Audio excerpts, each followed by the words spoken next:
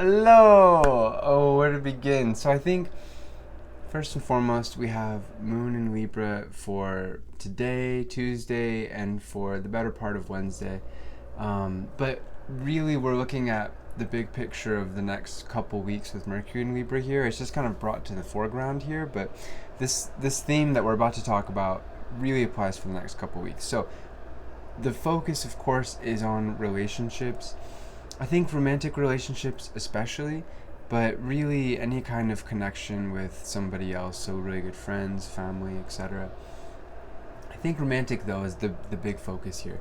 Um, a couple things, as always. There's beautiful gifts here, we'll get into that. But as always, there's always challenges to keep in mind, too. And I think just first and foremost, I think a lot of people are pining for a relationship at this time, especially with Venus opposite Saturn as they are right now. People might feel like they don't have enough love in their life. They might feel lonely. They might feel unloved, maybe worrying if they're worthy of love, etc. I just want to give a message of focusing on self-love as the foundation during any time period, but I think especially during this time period where, and especially for the next couple of days, but even the next couple of days after that, when Moon is in Scorpio, and really with Mercury in Libra for the next, several couple of weeks, this is a big focus that we all need to be mindful of, because it can be very easy with transiting Mars and Gemini to overthink love. And this could also go, if you're in a relationship, to overthink certain things in the relationship. All relationships at this time have, again, romantic or platonic, are undergoing some kind of stress test. And this is a good thing. It's as a natural part of the cycle. But I think it's just important to not blow things out of proportion. So if there is some kind of issue, let's communicate, let's think about it, let's try to understand where the other person's coming from, and let's not bring all of this baggage of worry about, oh, I don't want to be single, or, oh, I'm so fixated on this other person. I think those things kind of go hand in hand, as fear leads to fixation and obsession. And all in all, we just all, I think all of us need to take a step back and look at where our relationships are right now, and undergo that stress test, right, of, okay, there's this issue. How are we going to handle this issue exactly, right? And let's just breathe.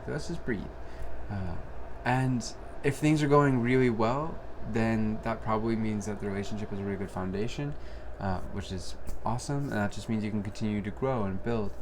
But there's probably some kind of pressure going on as per relationships, again, romantic or platonic at this time. And I think it's just good for all of us to take a step back, breathe, like I said, and also to not give in to the drama.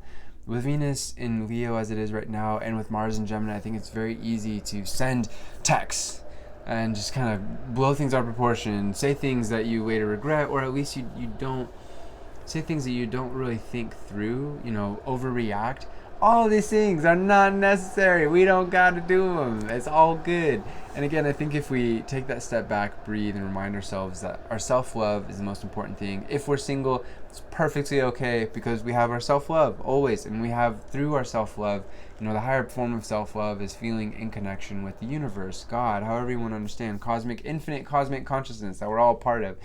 That love is always there for all of us, always. And I think that's ultimately the source of our healing, is whatever we experience in relationships with other people, we can always return to that spiritual love and just remind ourselves of, no matter what, I am worthy of love, I am loved, and I am love itself, all of us, however we express it. So I think that's really good to keep in mind. And I think one other thing is, if there is an issue with another person in your life, most likely in some kind of major relationship, ask yourself, how are you maybe potentially withholding love? Because Venus opposite Saturn tends to do that, tends to blow things out of proportion, where it's like, I'm not getting enough love. And it's like, but as the Beatles said, the love you take is equal to the love you make. It's true. It's like that's a good equation for life. You got to give to receive, in a sense. Oh, before I forget, speaking of giving to mutual benefit, etc. So I'm in the last couple of days of the sale for August, so I really recommend coming to get a reading, to book the reading. We don't have to do the reading in the next couple of days for the sale to apply, but basically if you order at least a 45-minute reading, so it could be an hour, it could be however long you like, you get a free 15 minutes. So I always recommend for first time readings an hour anyway, so it works out really nice where if you book a 45-minute reading, you get an hour. So come get a reading. In the description of this video is the information again to contact with me, and to book your reading, and let me know if you have any questions, as always. I love doing readings. I've done them for a really long time, and I have over 130 5-star reviews on my Facebook page. I've done way more readings than that, and they've all been honestly really, really lovely. I've been privileged, and it's been an honor to read for so many open-minded and kind, inquiring, curious people over the years, and I will continue to do so. So yeah, I recommend checking out that sale. I think there's one other thing for today. I think I just want to reiterate that point a little bit more and elaborate a bit. Is it's so possible for other people to overthink at this time and to just jump the gun and say things and even do things, but mainly in the saying realm. And there's such value at this time at taking a step back, as I said before, breathing and occupying our mind with something else that's productive and positive and healthy, that you don't have to respond. It's that simple. If somebody is coming at you with a vibe that's like very negative or very confused, or they're just going on and on, if they're really highly anxious, I mean, obviously it is good to respond in certain circumstances. I'm not trying to say I'm not trying to generalize too much, but that being said, you don't have to respond right away. At least take your time, really think through what you need to express, and I think it's going to be really helpful. I think one last thing is we're in the Mercury retrograde pre-shadow period. Mercury goes retrograde in about just over a week's time, and we're already at that point. I was going to the gas station last night, and for some reason, it's never happened before, but all of the pumps weren't working. Their system fell down or something. I don't know, but so that kind of stuff is normal. So all the more reasons to not overthink things and to be patient. And I think this is kind of coming early with Mercury retrograde, but people from your past needed conversations that needed to happen. That's a major theme as well. And I think one last thing is Sun in Virgo and Mars in Gemini. Again, we have a lot of thinking energy here, especially with all this Libra and for the next couple of days, but even just Mercury, Libra in general. The key, just like we were saying a month and a half ago, something like that, even a month ago, I don't remember. But when Mars was in Taurus, yeah, that was not even a couple weeks ago, actually. Okay, well, it doesn't matter. Anyways, if we stay practical and if we devote all of this mental energy to a focal point to reach a tangible goal, we are going to be making the most of this energy. So like I said a couple videos ago in the Mars and Gemini energy, this energy, Mars and Gemini, is very easily distracted. And it is very much like, oh, I'm getting overwhelmed because I have these two different things I'm thinking about. Oh, I don't know which direction to go in. As they say, trying to catch two rabbits means you'll catch none.